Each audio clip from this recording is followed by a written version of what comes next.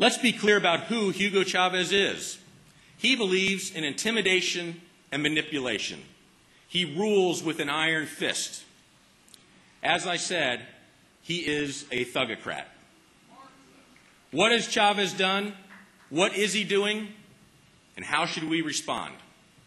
What he has done is simple. He has systematically suppressed political freedom and democracy, imposed socialism, and exported his so-called Bolivarian revolution throughout Latin America.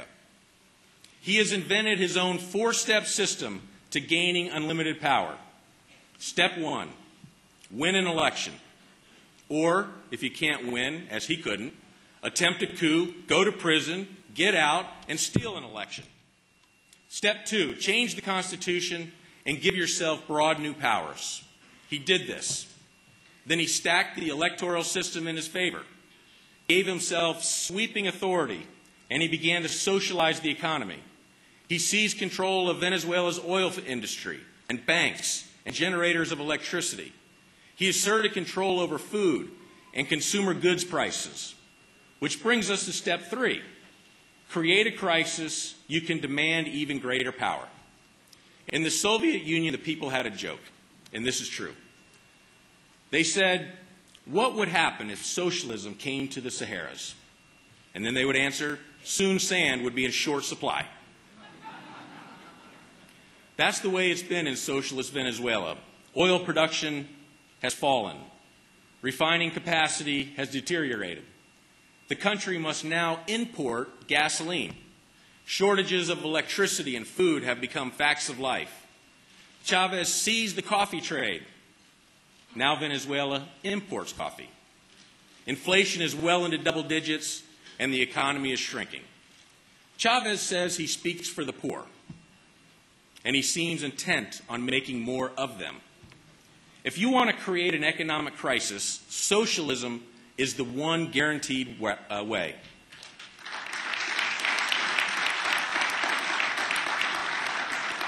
In Venezuela, the crisis started early.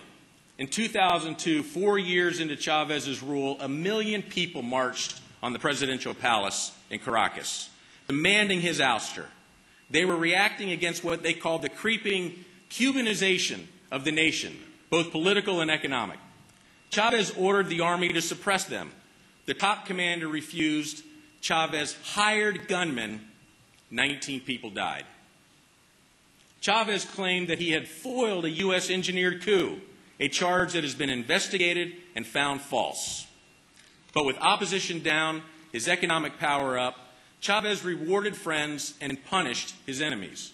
In 2004, more than 2.4 million Venezuelans signed a petition to recall Chavez.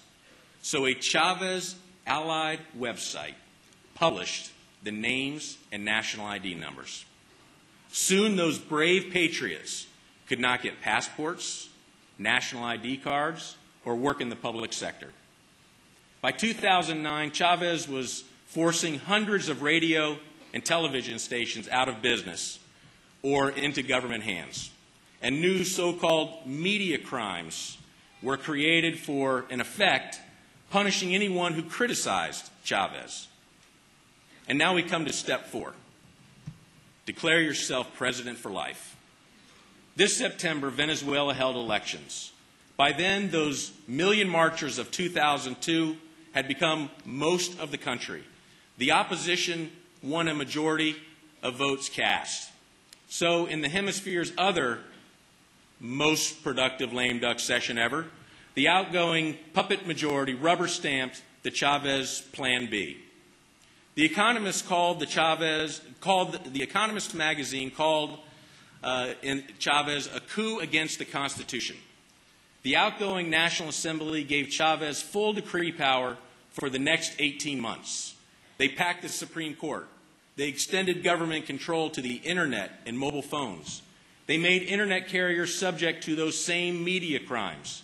It all adds up to, as the Economist headline, Hugo Chavez castrates the newly elected legislature. Economic and political oppression. That's what Chavez has meant inside Venezuela. What is he doing outside? That's where drugs, terrorism, and aggression come in. Last year, the Colombian government went to the Organization of American States and laid out their neighbors' aggression by surrogate against their country. They told the OAS that Chavez had been providing safe harbor to 1,500 Marxist narco-terrorists of the so-called FARC insurgency, and not just safe harbor. Since 2007, he had allowed more than 60 attacks from these camps against targets in Colombia, more than an attack every day. Chavez has even given oil to guerrillas to finance their anti-Colombian war. Colombia is not the only target of Chavez's ambitions. Chavez uses oil to support Fidel Castro and former Soviet-supported Nicaraguan communist top man and now again president of Nicaragua, Daniel Ortega.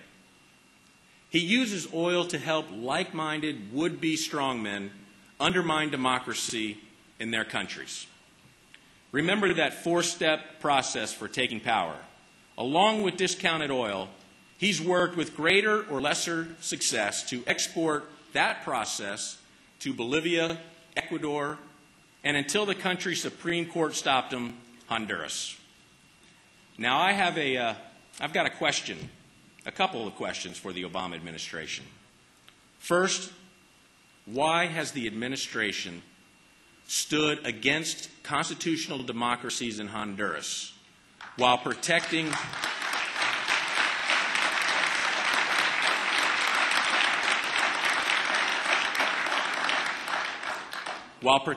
Millennium Challenge funds for the Sandinistas in Nicaragua?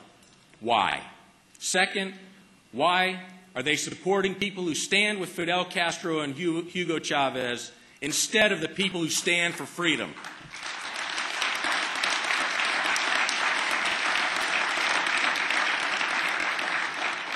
Just to be clear, here is where I stand. When the world asks whose side is the United States on, everywhere and always, our answer must be, we are on freedom's side.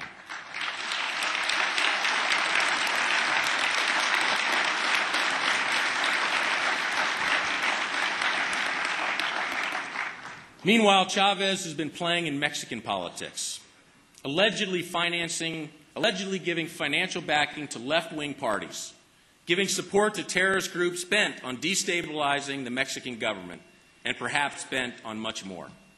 As one prominent Mexican now living in the U.S. told the San Francisco Examiner last year, in his words now, members of the U.S. administration don't understand what's been brewing in Mexico. He continued, there is a huge international interest to change Mexico into a socialist, communist state.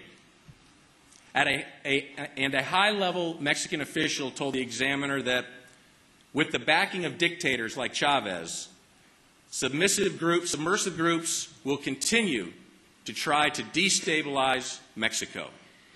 No wonder the president of Mexico, President Calderon, has been quoted in one of the WikiLeaks released cables as imploring U.S. officials that Latin America, in his words, needs a visible U.S. presence to counter Chavez's influence.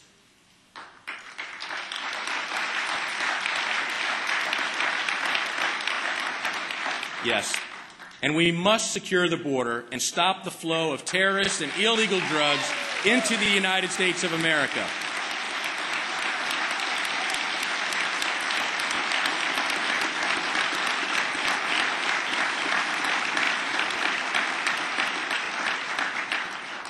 Mr. President, you must do this, and you must do it now.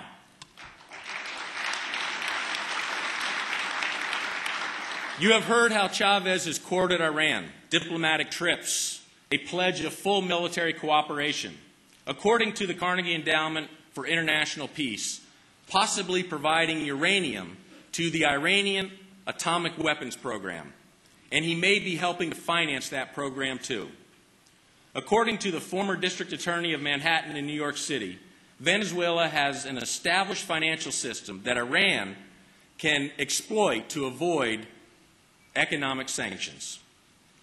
Perhaps you've heard that Chavez has established direct commercial flights between Tehran and Caracas. Sounds innocent, right? No. Except these are also established safe houses in Caracas for Hamas and Hezbollah terrorists, passengers on that Tehran-Caracas shuttle. What's the next step for terrorists after Caracas? We believe that some go to the war zone inside Mexico near our southern border. From there, how many slip into here? Where are they now? Our government should know. It doesn't know. We're going to make them find out.